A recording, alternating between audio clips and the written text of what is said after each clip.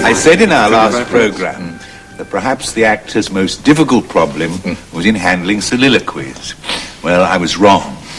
There's something more difficult, and that's how to handle irony. It may sound surprising to give a whole programme over to irony, but Shakespeare uses it over and over. But today we're not very good at irony. Most of us use it rarely, if at all. I suppose the best people at handling irony in Shakespeare that I've ever come across has been New York drama students, and particularly black students. And that's because irony is part of their natural idiom. They use it daily, but we don't. Sardonic humour, maybe, sending up, certainly, but irony, not very oft. Perhaps we'd be even pushed to say what irony is. I suppose the simplest way of defining it is something like this. It's saying one thing while meaning something else, which is opposite to its surface meaning. It's commonly humorous, but it may at the same time be deadly serious. The speaker enjoys it, sometimes wryly at his own expense. One of the reasons that it's difficult is that it's often halfway between thought and feeling. Basic emotions like joy and hate and fear and greed and joy come easily to us. Any actor knows what they mean, and he can tap them somewhere inside himself. But irony, if I say, play it ironically, what do all of you feel? Do you know what I mean? Do you know what to do? And what you've said, what you've said is very clear. The difficulty about irony is that it doesn't leap off the page. You cannot write ironically. The words on the page hold either one meaning or another. You cannot. I mean, this is why it's so dangerous to give an ironic answer to a question that an interviewer asks you. A word on a page is one word. You cannot write ironically. The actor has to interpret ironically. But what Shakespeare does is writes down one word or group of words, which are, as you say, one set of words. But there are two meanings to it. That's right. Yes, so which you have made very clear, yes. I mean, the word I haven't used, which obviously comes up in this programme, is ambiguity as well, isn't it? Yeah. It's the double meaning. So that's what we've got to dig into and see if we can find it. I think that perhaps one of the key points is this. Irony involves the speaker in being at once inside and outside the situation in which he finds himself. Perhaps that's helpful as well. But do we know how to play it? Well, we'll clearly have to get the right intention again, won't we? That's crucial for leading into it, I think. But a certain special tone is involved. That's what we're going to find hard to define, I think, Ben. And so we'll look at some examples, both simple and more complex, and some even hidden irony. So let's have a go now. Let's clear and start our exploration. First, listen to Mark Antony in the Forum in Julius Caesar. Friends, Romans, countrymen, lend me your ears. I come to bury Caesar, not to praise him. The evil that men do lives after them. The good is oft interred with their bones. So let it be with Caesar. The noble Brutus hath told you Caesar was ambitious. If it was so, it was a grievous fault, and grievously hath Caesar answered it. Here, under leave of Brutus and the rest, for Brutus is an honorable man, so are they all honorable men, come I to speak in Caesar's funeral. He was my friend, faithful and just to me. But Brutus says he was ambitious, and Brutus is an honorable man. Good. Now, I think that prompts me to say two things about irony that could go further. Because you were pointing it out, but in two ways it could go further. Sometimes we define irony by putting words in inverted commas or saying they have capital letters. So I could say to you, give Brutus capital letters and put the honourable man more into inverted commas. Okay. And the other element of the irony is what goes on in the eyes, isn't it? Because irony, meaning one thing but saying something else, two meanings, comes over if your eyes are equivocal about what you're saying. So why don't we just do the two lines, but Brutus says he was ambitious and Brutus is an honourable man. Yes, right. But Brutus says he was ambitious. And Brutus is an honourable man. A noble and very clear piece of irony. Thank you. You can get down. Thank you. Well, that's a broad and obvious example. The irony is as overt as Antony dares to make it. But sometimes Shakespeare's characters are more subtle with their irony. When Richard II looks at his face in a mirror, he says to Bolingbroke, who has deposed him, "A brittle glory shineth in this face. As brittle as the glory is the face. For there it is, cracked in 100 shivers. Mark, silent king, the moral of this sport. How soon my sorrow hath destroyed my face. The shadow of your sorrow hath destroyed the shadow of your face. Say that again. The shadow of your sorrow hath destroyed the shadow of your face. The shadow of my sorrow? Ah. Let's see.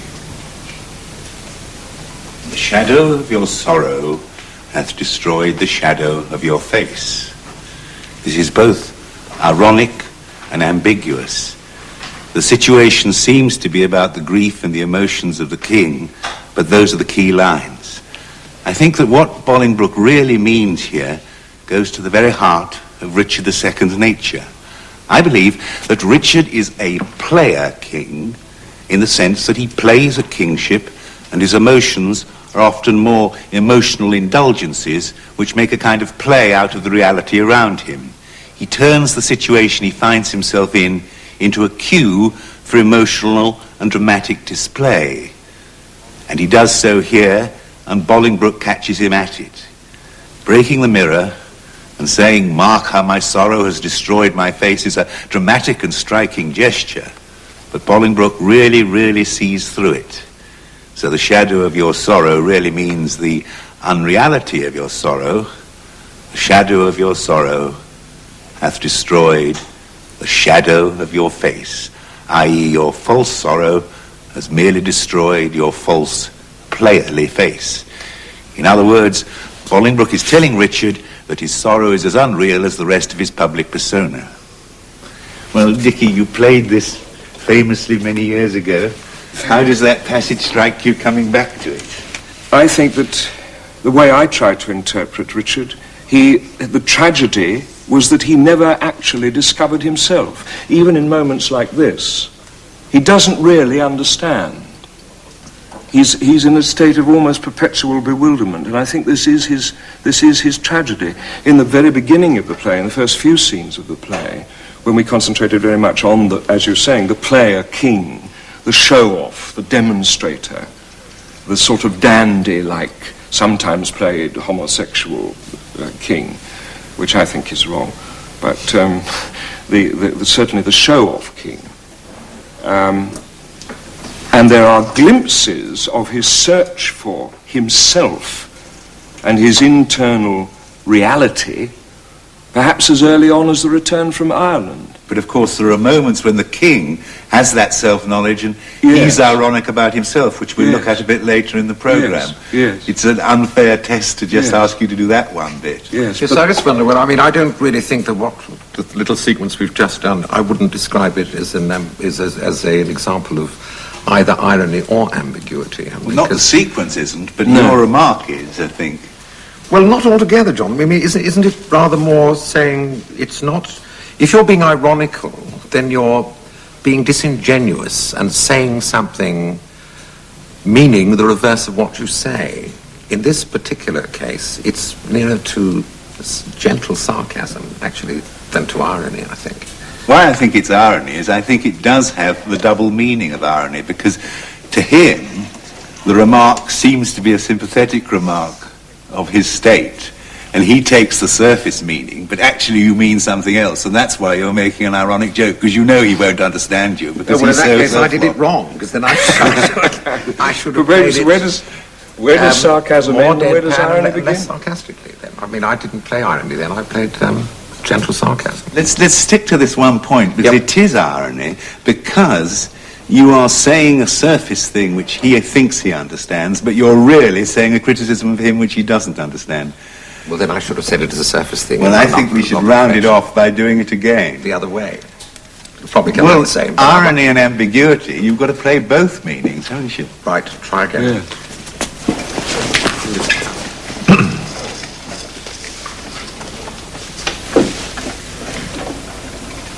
For there it is, cracked in 100 shillings.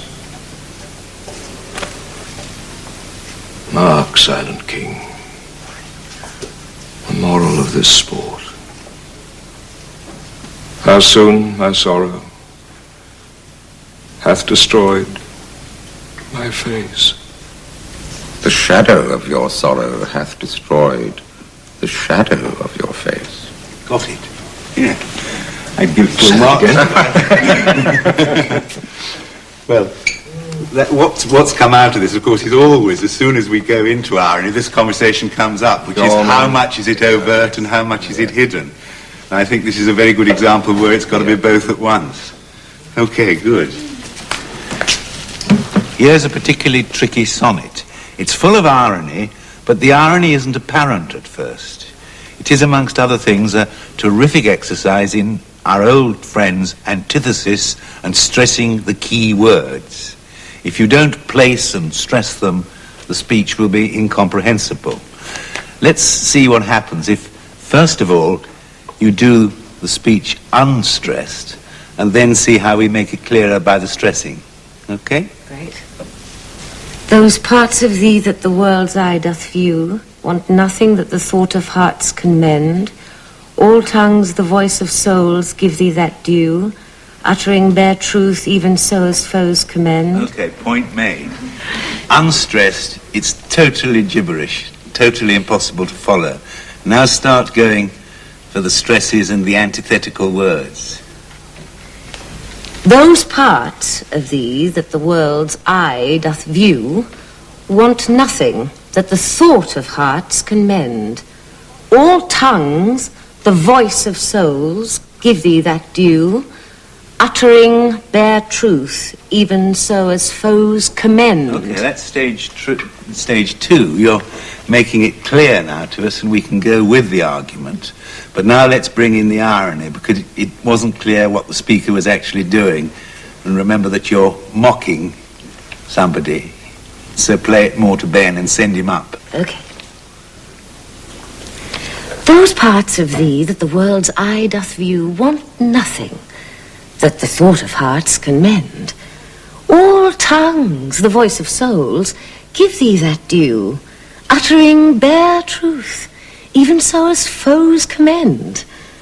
Thy outward thus with outward praise is crowned. But those same tongues that give thee so thine own, in other accents do thy praise confound, by seeing farther than the eye has shown. They look into the beauty of thy mind, and that in guess they measure by thy deeds, then churls their thoughts. Although their eyes were kind, to thy fair flower add the rank smell of weeds. But why thy odour matcheth not thy show, the soil is this, that thou dost common grow. Great, good. Now, let's dig one thing further. Just take that last couplet and dig more into not only the irony, but the ambiguity about what you mean by the soil and the common, because you mean soil... Sexual ambiguity. Well, soil means the earth and common means a common land, but soil also means sexually soiled and common is Vulgar, sexually common. yes, right, Yeah. okay. Just those two lines. But why thy odour matcheth not thy show, the soil is this, that thou dost common grow. Yes, good. Now, how does the actor capture that double meaning? By putting the words into inverted commas, underlining them. It's again one of our main points about text, isn't it? You have to put them into italics. The antitheses. Well, it's not the antitheses, just as it's the ambiguities of saying, hey, folks, there's a double meaning here. I mean two things.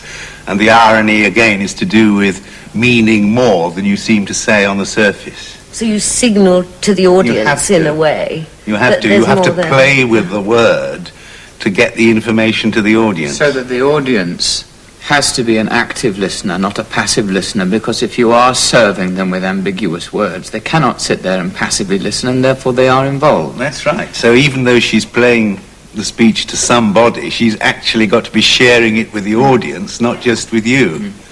Let's now go on to an easier sonnet that makes the same point, Ben, and you do When My Love Swears, because it's the same thing. It's an ironic sonnet, but in this time it's a bit easier.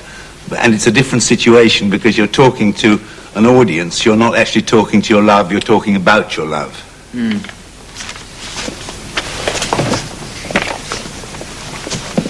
Easier. This one is easier. This one is easier. I think so too. This is an easier sonnet, folks. Just listen to this. Wait for it. When my love swears that she is made of truth, I do believe her, though I know she lies. That she might think me some untutored youth, unlearned in the world's false subtleties, thus vainly thinking that she thinks me young, although she knows my days are past the best. Simply I credit her false-speaking tongue. On both sides thus is simple truth suppressed. But wherefore says she not she is unjust? And wherefore say not I that I am old? Oh, love's best habit is in seeming trust, and age in love loves not to have years told. Therefore I lie with her, and she with me, and in our faults by lies we flattered be. Good. Oh, I enjoyed that. That was very, very good. See, all our old points come up, don't they? I mean, antithesis comes up again, like when she swears she's made of truth, I do believe her, though I know she lies. And the point I'm making in this program about ambiguity comes up, because there's a number of things that mean two things in that speech, aren't there? Like vainly thinking and uttering bare truth. I thought that you warmed up as you went on, but perhaps in those early ones you could have played with the words a bit more daringly still. Yes, you're quite right. Yes. Yeah. Yes. Well, very good, though. It's made the point. Thank you. Lovely. Love is too young to know what conscience is. Yet who knows not, conscience is born of love. Then, gentle cheater, urge not my amiss, less guilty of my faults, thy sweet self prove. For thou betraying me, I do betray my nobler part to my gross body's treason. My soul doth tell my body that he may triumph in love. Flesh stays no farther reason, but rising at thy name doth point out thee as his triumphant prize. Proud of this pride, he is contented thy poor drudge to be, to stand in thy affairs, fall by thy side. No want of conscience hold it that I call her love, for whose dear love I rise and fall. Good start. Now, what you did there was to play the surface meanings very clearly. So now, having got the antitheses, let's feed in one crucial piece of information which affects the meaning of the whole sonnet and the whole tone of it. Conscience here is ambiguous. The Elizabethans used it not only in the moral sense, as we do, but also in the sense of carnal knowledge. So do it again, and from the outset, bring out all the sexual innuendos that are in the text, to stand in thy affairs and so on. Mock both your mistress and yourself. Love is too young to know what conscience is, yet who knows not? Conscience is born of love. Then, gentle cheater, urge not my amiss, lest guilty of my faults thy sweet self prove. For thou betraying me, I do betray my nobler part to my gross body's treason. My soul doth tell my body that he may triumph in love. Flesh stays no farther reason, but rising at thy name doth point out thee as his triumphant prize.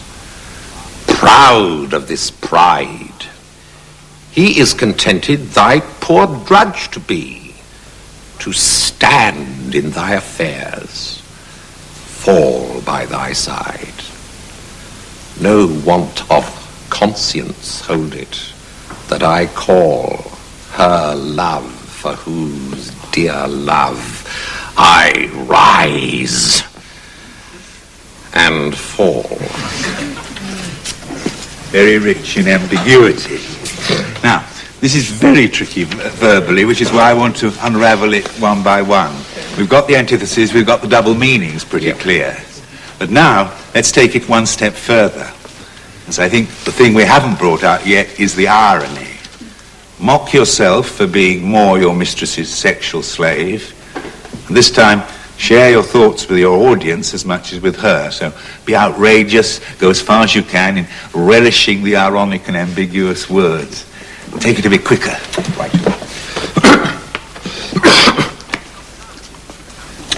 Love is too young to know what conscience is, yet who knows not? Conscience is born of love. Then, gentle cheater, urge not my amiss, lest guilty of my faults thy sweet self prove. For thou betraying me, I do betray my nobler part to my gross body's treason. My soul doth tell my body that he may triumph in love. Flesh stays no farther reason, but rising at thy name doth point out thee as his triumphant prize. Proud of this pride, he is contented thy poor drudge to be, to stand in thy affairs, fall by thy side. No want of conscience hold it that I call her love, for whose dear love I rise and fall. Good. Very ambiguous, very ironic. Now, I want to make a digression. What about the rhymes in these sonnets, and indeed the many rhyming couplets in the plays themselves? We haven't talked about them, but what should an actor do about them? Should he play them, or should he ignore them? Well, I'm sure that he should play them because they're there in the text. To dodge them is a cop-out and a textual distortion. They need to be relished consciously. So the actor needs, as it were, to make the rhyme up himself and to coin it deliberately, perhaps to show off or to score or stress a point or to round something off, as happens with the end of this sonnet. I think if there's any rule here, it's the same as with heightened language. After all, rhyme is a form of heightened language, so it must be found. Well, I suppose we'd agree that though we're clear about the nature of irony, it still doesn't necessarily enable us always to communicate it. An actor can't just say or even stress the words. He clearly has to do something with them. Norman was using, relishing, savouring the words. Well, the most practical tip I can offer, therefore, about irony is to repeat and stress what I've briefly said already. The actor must, as it were, put the word in inverted commas or give it a capital letter, or both. That's what we've actually been doing, I think. Brutus is an honourable man, inverted commas. Brutus is an honourable man, capital letters. Well, of course, I'm exaggerating, but I think our point does hold. So let's look now at a very familiar speech which brings this out very strongly. King Richard II has heard his land is in arms against him, and so he laments his downfall. For God's sake, let us sit upon the ground and tell sad stories of the death of kings. How some have been deposed, some slain in war, some haunted by the ghosts they have deposed, some poisoned by their wives, some sleeping killed, all murdered. For within the hollow crown and rounds the mortal temples of a king keeps death his court, and there the antic sits, scoffing his state and grinning at his pomp, allowing him a breath, a little scene to monarchize, be feared and kill with looks, infusing him with self and vain conceit, as if this flesh which walls about our life were brass impregnable. And humid thus, comes at the last, and with a little pin bores through his castle wall. And farewell, King. Good. Now, what I'm going to push is the element of the self-mockery. To see if we take it even further as far as we can go. I think to set the whole thing up, for God's sake, let us sit upon the ground and tell sad stories of the death of kings. You should say to the audience, this is going to be great, telling this story of the death of kings. I think if you get that trigger into the speech, you're away for it. But if you go totally into your grief for death of kings, the idea of you standing outside yourself and luxuriating in a situation comes. Just to go for that one line. For God's sake, let us sit upon the ground and tell sad stories of the death of king. That's right. It's delicious. It's going to be glorious. We're going to have fun. Interesting 5 minutes. Now, skip on a few lines and come to the famous lines, within the hollow crown that rounds the mortal temples of a king. Your enjoyment of discovering that the crown is hollow, not the grief of the crown's weight and greatness, but this crown is hollow, and I'm enjoying the discovery. And rounding the mortal temples of a king, the realization that you're mortal, don't play it for the woe of it, but enjoy mocking yourself. That little bit.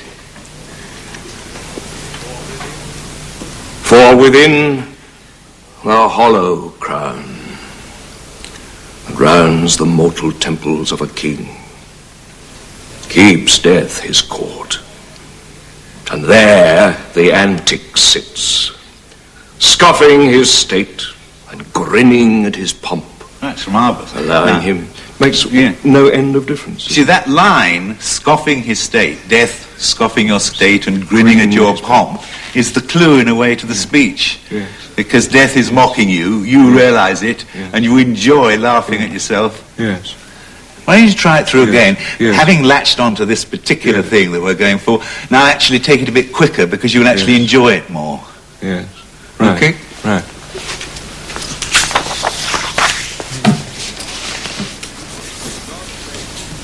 For God's sake, let us sit upon the ground and tell sad stories of the death of kings.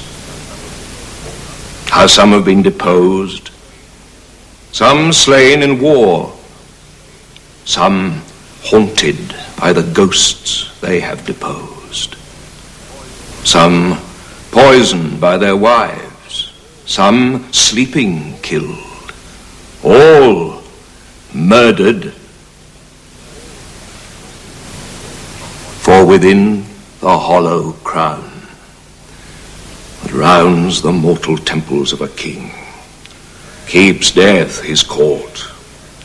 There the antic sits, scoffing his state and grinning at his pomp, allowing him a breath, a little scene to monarchize, be feared and kill with looks, infusing him with self and vain conceit, as if this flesh which walls about our life were brass impregnable.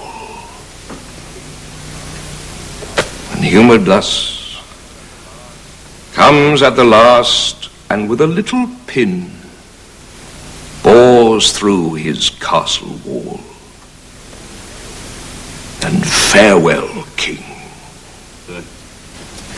Now, I think that what you showed beautifully there was something that I touched on earlier. You managed to both be inside the character and yet to stand outside yourself at the same time. And it's that double thing which is to me the heart of irony. And it's very difficult to do both at once, but I thought you did fully. Would you define the difference in when you're directing an actor, when you say be more wry? Do you link the wryness with the irony? Is it the same thing, or is there a tidge of difference between irony and wryness? Well, wryness is simpler, isn't it? It's what we say is do it with wry humour, and that's the note about the humour. Irony is about this double vision, which very often has humour in it, but it's more difficult. But it's the double vision. It's the double vision. Good. I realise we've strayed here beyond something which is demonstrably and objectively present in the text to something much more subjective. So often with Shakespeare, it's at first sight arguable whether irony is there at all, and it's particularly easy to overlook it in Shakespeare's political plays. Yet over and over he gives his politician bits of hidden irony as part of their political persona. They have a surface urbanity, an inner malice or bitterness, but it's very easy for an actor to overlook it. Let's take one very simple example. In King Henry IV, Part 1, the rebel Worcester comes to a parley and talks to the king. I protest I have not sought the day of this dislike. You have not sought it. How comes it then? It pleased your majesty to turn your looks of favour from myself and all our house. And yet I must remember you, my lord. Okay, we would hold it there. Let's ask ourselves why there's that little superfluous my lord in the third line. Because there's been a your majesty in the first line. And Shakespeare doesn't usually pad out a line. And clearly I think both your majesty and my lord are ironic because you're reminding him that he's a usurper and not really a lord. So do it in... Really a lord rather than a king. Well, yes, it's either they're both ironic or that one's right and the other's wrong, isn't it? I don't know, they're set against each other anyway. That's right. He thinks he's his majesty, but you don't. Yes. All right, well, let's try see if we can get all that out in 2 words. Okay. Once again. I protest I have not sought the day of this dislike. You have not sought it. How comes it then? It pleased your majesty to turn your looks of favour from myself and all our house, and yet I must remember you, my lord. Good. Very ironic. Very clear. Very ironic. Very ironic. So it's the little words of irony that are often the easy ones to overlook. But that was very well placed. Got that. Good. So let's look at another problem. What happens when a character hides his irony from the person he's speaking to, but has obliquely to reveal it to the audience? When his mother persuades Coriolanus to desert the Volscians and spare Rome, the Volscian leader, Tullus Aufidius, says nothing for nearly 200 lines. And when Coriolanus finally addresses him, he just says 4 words. Here is Coriolanus talking to his mother. Oh, my mother. Mother, oh. You have won a happy victory to Rome. But for your son, believe it, oh, believe it, most dangerously you have with him prevailed, if not most mortal to him. But let it come. Ophidius, though I cannot make true wars, I'll frame convenient peace. Now, good Ophidius, were you in my stead, would you have heard a mother less? Or granted less? Ophidius. I was moved withal. Good. Ophidius's reply is so brief, it's hard to be certain of his intention. Clearly, it's very ambiguous. He was moved, but he puts it dryly and stands outside his own emotion, as Ben did. The whole content of the scene tells us that he's thinking about the implications of Coriolanus's portrayal. So here, the surface meaning is true, but Ben caught the underneath ironic under-meaning which contradicts it. I was moved withal. I thought that was wonderful. I wouldn't say anything more about it. You should goodness. be proud of yourself for the line. I was standing here shaking in anticipation with a ton of notes to descend upon me. Just my congratulations and Thank you. applause. I leave you relieved. Thank you. There's one other way in which irony may at first be at work where it doesn't seem to be. Mountjoy, the French herald, threatens King Henry V. Thus says my king, say thou to Harry of England, though we seemed dead, we did but slumber. Advantage is a better soldier than rashness. Tell him we could have rebuked him at Harfleur, but that we thought not good to bruise an injury till it were full ripe. Now we speak upon our cue, and our voice is imperial. Good. Good. Now stop it there. That certainly goes with the way it's written. But now, let's try it in a different way and suppose that Mountjoy's out to humiliate Henry V in front of all his soldiers. And he does it with great gentleness and surface sympathy for Henry, as if he's saying, my dear old fellow, I'm terribly worried about you. I'm sorry for you, but I'm on your side. You're sending him up by doing that, but you're pretending to be on his side. Mm-hmm. Have a go. Okay, right. Thus says my king, say thou to Harry of England, though we seemed dead, we did but slumber. Advantage is a better soldier than rashness. Tell him we could have rebuked him at Harfleur, but that we thought not good to bruise an injury till it were full ripe. Now we speak upon our cue, and our voice is imperial. England shall repent his folly, see his weakness, and admire our sufferance. Bid him therefore consider of his ransom, which must proportion the losses we have borne, the subjects we have lost, the disgrace we have digested, which in wait to re-answer, his pettiness would bow under. For our losses, his exchequer is too poor. For the effusion of our blood, the muster of his kingdom too faint a muster. And for our disgrace, his own person kneeling at our feet but a weak and worthless satisfaction. To this add defiance, and tell him for conclusion he hath betrayed his followers, whose condemnation is pronounced. So far my king and master, so much my office. Right. This is a kind of irony, isn't it? But the technique is different. The mocking is inverted. It masquerades as sympathy. I think it's more devastating the way that Alan did it. That's great. Let's take another example of political irony and ambiguity. In Troilus and Cressida, the Trojan hero Hector meets Ulysses, the Greek politician. They like each other and are very courteous, but the courtesy is loaded and ironic. They're looking at the walls of Troy. I wonder now how yonder city stands, since we have here her base and pillar with us? I know your favour, Lord Ulysses, well. Ah, sir, there's many a Greek and Trojan dead, since first I saw yourself and Diomed in Ilion on your Greekish embassy. Sir, I foretold you then what would ensue.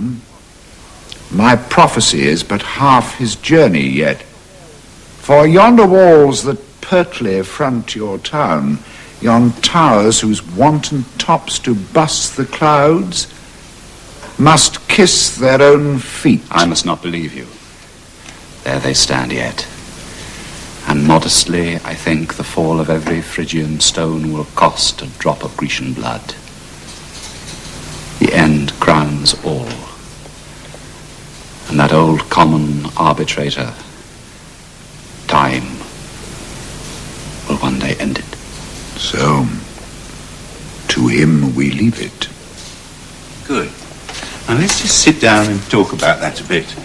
I think that you would get the irony going further if you actually played the surface courtesy and chivalry more. I think it's also You quite... were being a bit too beady. Yes, really. you were a bit too obviously beady. But I think that you both play the political game of diplomatic courtesies on the surface. And also you've met before, so maybe you actually quite like each other. You both respect each other. So there's a kind of umbilical cord of human friendliness. Because they did actually try and stop it happening, didn't they?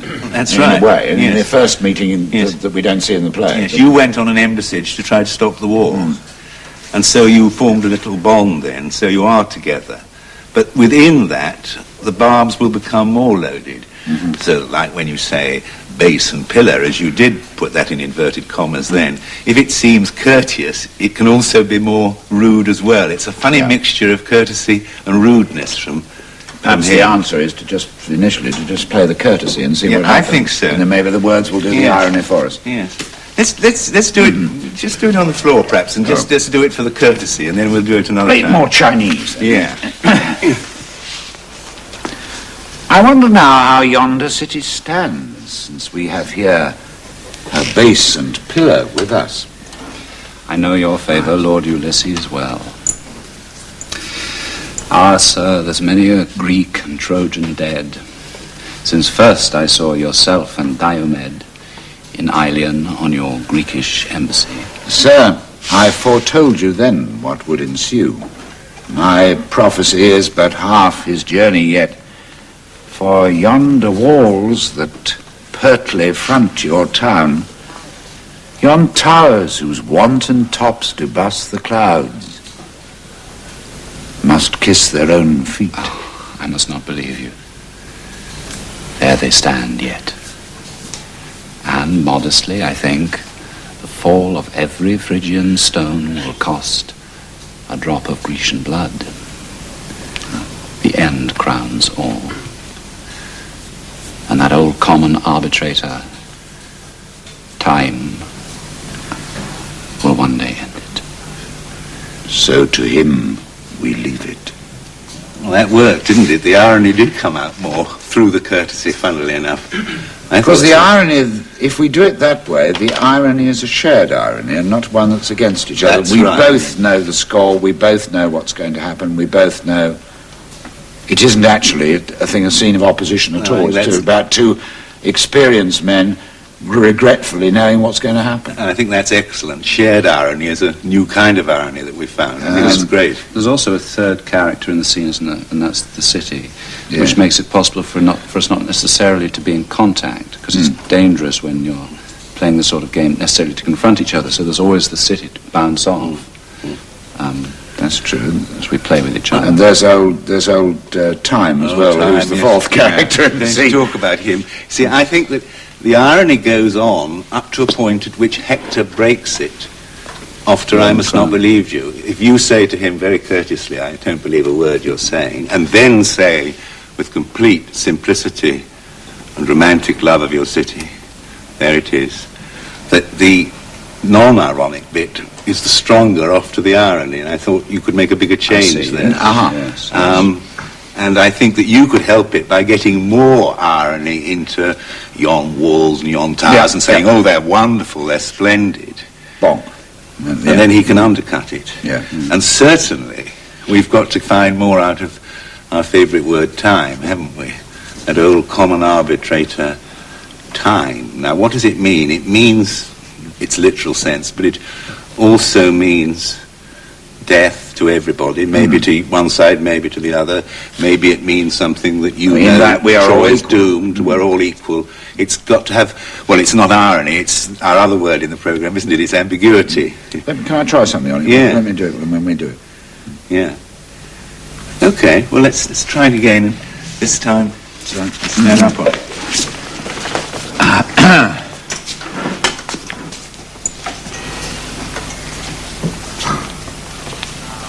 I wonder now how yonder city stands, since we have here her base and pillar by us.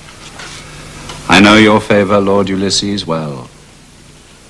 Ah, sir, there's many a Greek and Trojan dead, since first I saw yourself and Diomed in Ilion on your Greekish embassy. Sir, I foretold you then what would ensue. My prophecy is but half his journey yet. For yonder walls that pertly front your town, yon towers whose wanton tops do bust the clouds, must kiss their own feet. I must not believe you. There they stand yet. And modestly, I think, the fall of every Phrygian stone will cost a drop of Grecian blood. The end crowns all. And that old common arbitrator, time, will one day end it. So, to him we leave it. I'd like to have one more go at it, because I know it's risky when one does something a number of times, one often does a bit better and a bit less well. But what you actually lost that time, though you gained on the points we'd worked on, was you lost the friendly courtesy you'd had on the floor. Right. You actually were a bit uptight about Well, it. it's standing up and sitting Yeah, down. that's right. All right. So, a sitting down, easy feeling, and keep that umbilical cord between you. Right. Okay? I wonder now how yonder city stands, since we have here her base and pillar by us. I know your favour, Lord Ulysses, well. Ah, sir, there's many a Greek and Trojan dead, since first I saw yourself and Diomed in Ilion on your Greekish embassy. Sir, I foretold you then what would ensue. My prophecy is but half his journey yet. For yonder walls that pertly front your town, yon towers whose wanton tops do bust the clouds, must kiss their own feet. I must not believe you. There they stand yet. And modestly, I think, the fall of every Phrygian stone will cost a drop of Grecian blood. The end crowns all. And that old common arbitrator, time, will one day end it. So, to him we leave it. Good. I like that. So I think so to him we leave it. Good. Well, we've spent a whole programme on irony, not merely because it's important and difficult, but because it comes up in Shakespeare so often, and there's so much more of it than people ever realise. The strange thing is that I can actually think of no sustained long passage where Shakespeare gives irony to women. Odd moments, yes, but never for very long. The only bit I found suitable for our programme was a sonnet which, strictly speaking, should be spoken by a man, which is why we've only worked on men's speeches tonight. Perhaps that tells us something about Shakespeare, or perhaps it tells us something about irony. Well, we've strayed into thorny areas. That is, as I've said, because we've moved from what is objective to what is subjective. Talking about irony has led us inexorably to talking about interpretation.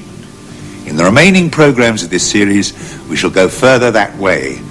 And as I said at the outset, we'll find there are very few rules, but a lot of questions.